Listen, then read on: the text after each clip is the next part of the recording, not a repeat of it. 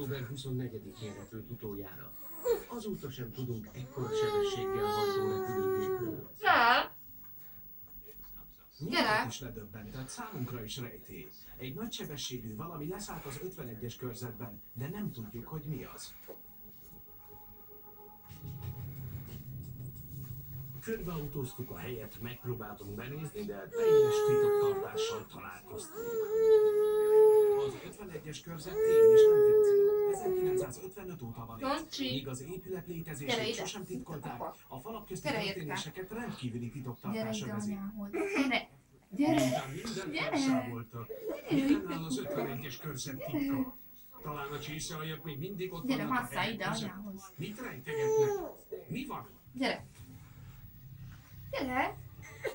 Az 51-es körzet közelebbi vizsgálata bebizonyítja, hogy a Egyik bázis még lábad, mindig aktív másik és lábad. hatalmas hangáraival, a Kezeddel hihetetlenül is. rossz tárgyakkal és a nem régi óriás háromszög észlelésekkel. Az 51-es körzet egy világméretű UFO jelenség forrása lehet. Gyere!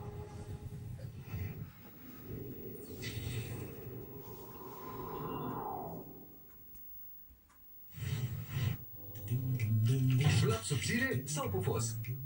Pepperoni, mozzarella sau ardei iute? Grea decizie. Mai ales că acum orice pizza mică costă doar 10 lei. Dar te hotărăști tu cumva. Doar la Pizza Hut. Știi că la cel.ro găsești peste 400